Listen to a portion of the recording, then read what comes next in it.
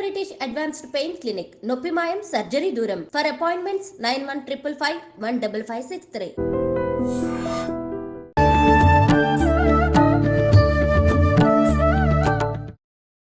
నమస్కారం, welcome to I dream.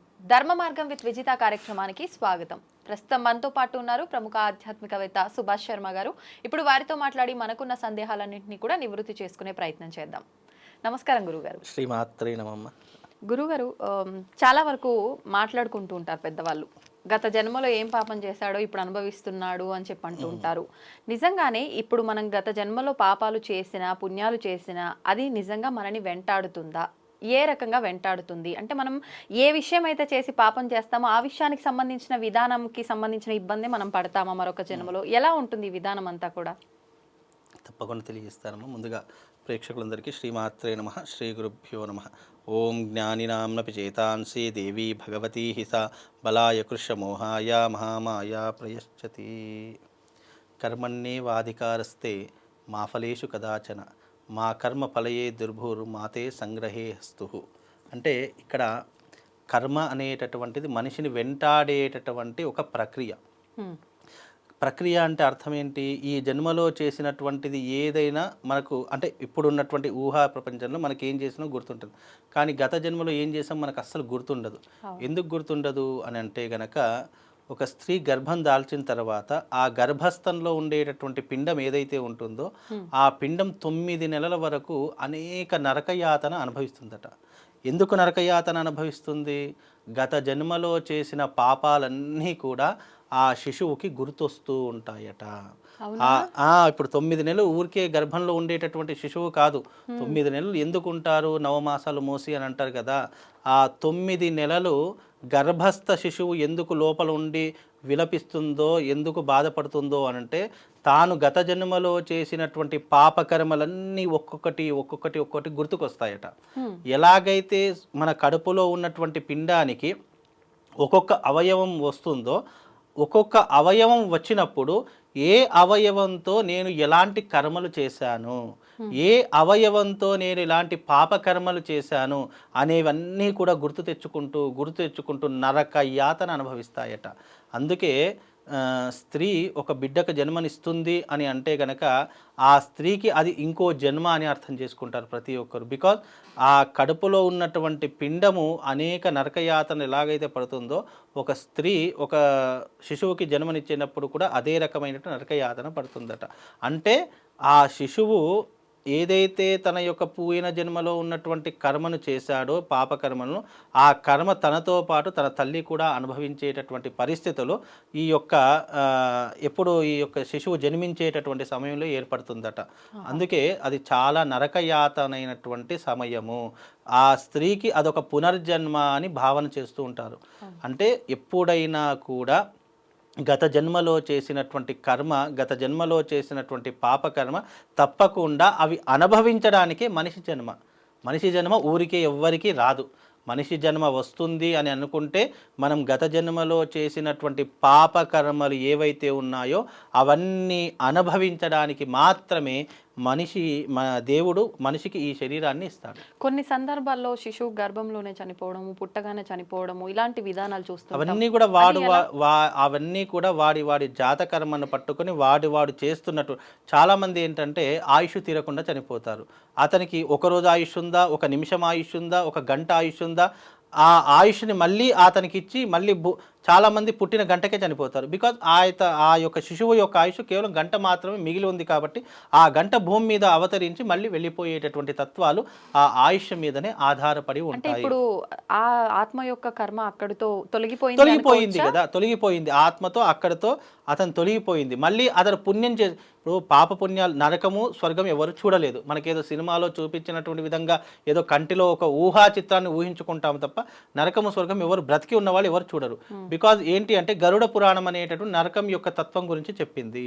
అంటే మనం చేస్తున్నటువంటి కర్మలకు ఎలాంటి శిక్షలు ఉంటాయి, ఆ శిక్షలు అయిపోయిన తర్వాత మరి ఈ యొక్క సోల్ అనేటటువంటి ఆత్మ అనేది ఎక్కడికి వెళ్తుంది అంటే మనం చేసుకున్నటువంటి పాపం ఏదైతే ఉంటుందో నరకంలో శిక్షలన్నీ అనుభవించిన తర్వాత మనం ఏదో కాస్తో కూస్తో పుణ్యం చేసుకునే ఉంటాము. అవును. ఆ పుణ్యానికి ఎక్కడ ఆనందం అనుభవిస్తామంటే స్వర్గంలో ఆనందం అనుభవించి ఆ పుణ్యం పాపము అయిపోయింది, ఇటు పుణ్యం అయిపోయింది.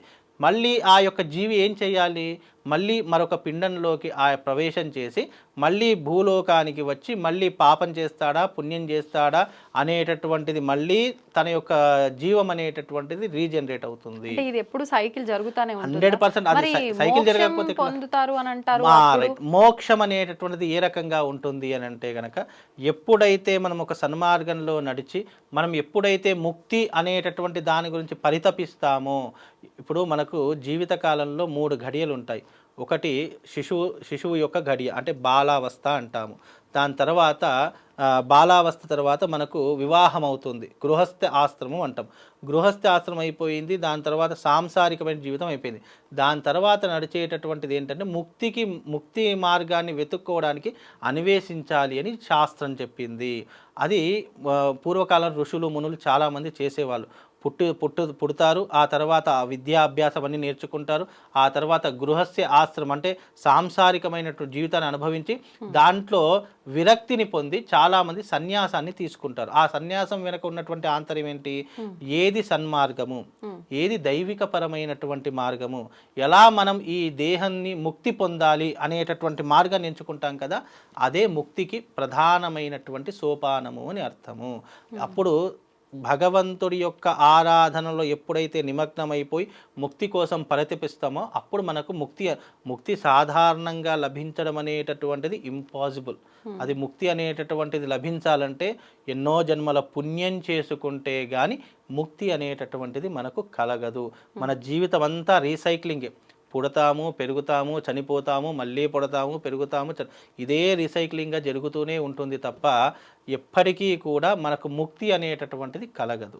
బికాజ్ అలాగే గత జన్మలో చేసిన పాపకర్మలు ఎలా వెంటాడతాయి అంటే, చాలామంది ప్రస్తుత కాలంలో మనం ఉదాహరణగా తీసుకోవాలి అని అంటే, మనము ఇప్పుడు మా ఇంట్లో పుట్టినప్పుడు చాలా ధాన్యరాశులు ఉండేవి, చాలా సిరి సంపదలు ఉండేవి. మనం ఎలా అయితే పెరుగుతూ ఉంటామో అవన్నీ తరిగిపోతూ మనం ఒక ఊహకు ఒక 18 సంవత్సరాలు 20 సంవత్సరాలు వచ్చేసరికి అబ్బా నీ చిన్నప్పుడు చాలా రకాల మన ఇంట్లో ధనం ఉండేది, అది ఉండేది, ఇది ఉండేది, ఆ పాడి పంటలు ఉండేవి, చాలా చెప్పుకుంటూ వస్తాము. కానీ మనం పెరిగిన తర్వాత కొన్ని వయసు వచ్చిన తర్వాత అవన్నీ కూడా నశింపబోతాయి. బికాజ్ మనం పుట్టినటువంటి ఘడియ ఒక జీవితాన్ని మార్చేస్తూ ఉంటుంది, ఒక కుటుంబాన్ని చిన్నాభిన్నం చేసేటటువంటి అవకాశాలు పుట్టుక ద్వారా కూడా కలుగుతాయి. ఇది చాలా మట్టుకు నమ్మినా నమ్మకపోయినా కొంతమంది ఇంట్లో కొంతమంది పుడితే సిరి సంపదలు వస్తాయి, కలిసి వస్తుంటాయి, కలిసి వచ్చింది అని అంటూ ఉంటారు. కొంతమంది పుడితే వాళ్ళ ఇంట్లో సిరి సంపదలని తరిగిపోతూ వస్తాయి. బికాజ్ నష్టజాతకుడో లేదంటే పూర్వజన్మలో చేసినటువంటి కర్మనో ఏదో ఒకటి అంటూనే ఉంటాము. అంటే బికాజ్ మనం చేసుకున్న పూర్వజన్మ కర్మ ఫలితం అనేటటువంటిది తప్పకుండా మనకు వెంటాడుతుంది. చాలామందికి ఏ రకంగా వెంటాడుతుంటే పూర్వజన్మ కృతం పాపం వ్యాధి పీడైన నశ్యతం. అంటే కొంతమందికి వ్యాధి రూపంలో వస్తుంది, కొంతమందికి ధన రూపకంగా అంటే దారిద్ర రూపకంగా అనుభవించి చనిపోతూ ఉంటారు, మరికొంతమంది అకస్మాత్తుగా రోడ్డు ప్రమాదాల్లో చనిపోతూ ఉంటారు, మరికొంతమంది జల ప్రమాదాల్లో చనిపోతూ ఉంటారు. అంటే ఈ నదులలో కానీ సముద్రాలలో కానీ ఇలాంటి విషయాల్లో కొంతమంది చనిపోతారు. అంటే వాడి యొక్క చావు అనేటటువంటిది ఏ రకంగా రాసుందో అనేటటువంటిది మనకు పుట్టేటప్పుడే పుట్టుక చావు రెండు కూడా రాసే మనకు భూమి మీద పంపిస్తాడు భగవంతుడు అనేటటువంటి వాడు. అలాగే ఒక స్త్రీని హింసించినటువంటి వాడు స్త్రీ చేతిలోనే చనిపోతాడట. అంటే స్త్రీ చేతిలో చనిపోవడము అంటే స్త్రీ యొక్క విషయంలోనే చనిపోవడం అనేటువంటి కారణం అవుతుంది అని అర్థము. ఒక వ్యక్తి డబ్బు కోసం పరితపిస్తున్నాడు, డబ్బు అనుకుంటూనే చనిపోయాడు అనుకో, ఆ వ్యక్తి డబ్బుతోనే చనిపోతాడట.